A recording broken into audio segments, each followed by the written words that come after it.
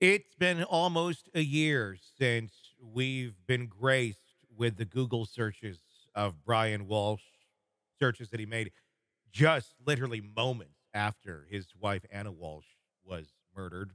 Searches that clearly show someone who's caring for their deceased loved ones. Like, how long before a body starts to smell? How to stop a body from decomposing, how to clean blood from a wooden floor, hacksaw, best tool to dismember, what happens to hair on a dead body. Nothing incriminating at all about any of that. His attorney just quit. I guess probably not too surprising on that. Irreconcilable differences. The reason cited, I don't think I've heard that before when an attorney leaves their client, but I guess there's a first for everything. Shavaun Scott, psychotherapist and author, joining us to discuss this case. And we haven't talked about it for quite some time because he's been locked up and we've been awaiting furtherances with the actual case itself. But an attorney quitting now a year into this.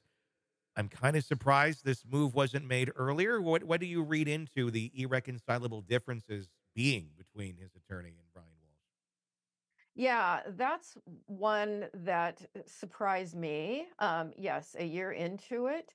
And what could be going on? I mean, I basically have questions. What could be going on that's causing an attorney to step out like this? It doesn't happen often. No, it certainly does not.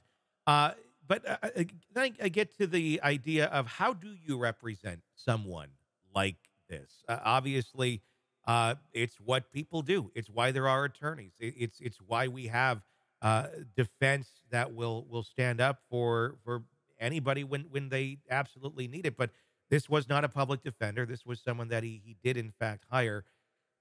You go into a case like this, are there times, now obviously you're not an attorney, I'm not an attorney, but you got to assume at some point, in some cases, you got to walk into these and go, this is indefensible. Like there's just, you gave me no room to work with here. I'm wondering if that is the case, because it does take a little bit of pushing for a judge also to grant an attorney the right Hmm. to remove themselves from the case. Hmm.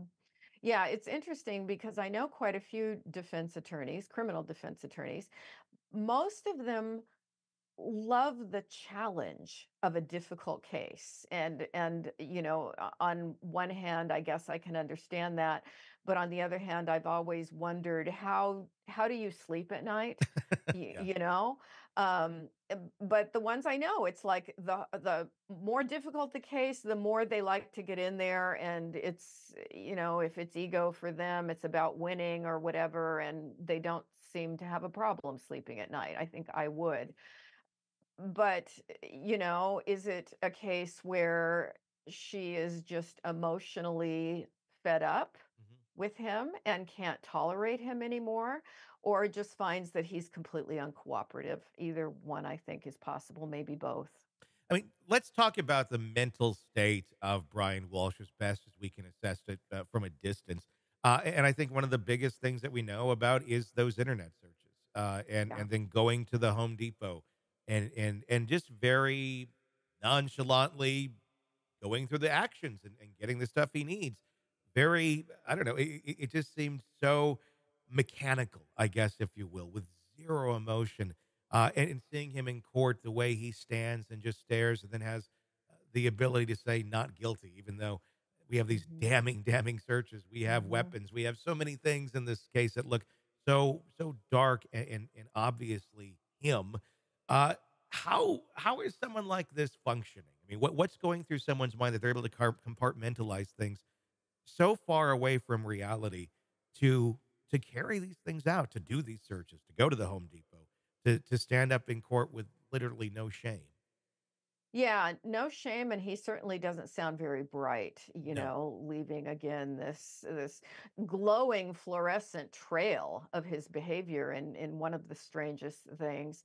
Um, to dismember a body, I mean, which again for most of us normal people is just unfathomable, particularly a person that we've at some point cared enough about to marry. It makes me think again that there's a sadistic quality to Mhm. him. And was it done just to facilitate disposal of the body and trying to hide the identity and hopes that, this would help him get away with it? But it also makes me think that this is a person who has so much, a tendency to be sadistic and rageful that it doesn't get to him, that he's going to hold on to this story that he didn't do it. And he may sleep very well at night, with his personality the way it is.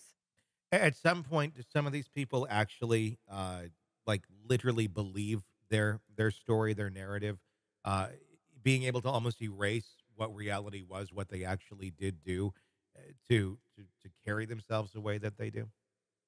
Yeah, I think what they do is justify, for folks with psychopathic tendencies, they can always give you a good reason for what they did, no matter how horrible it was.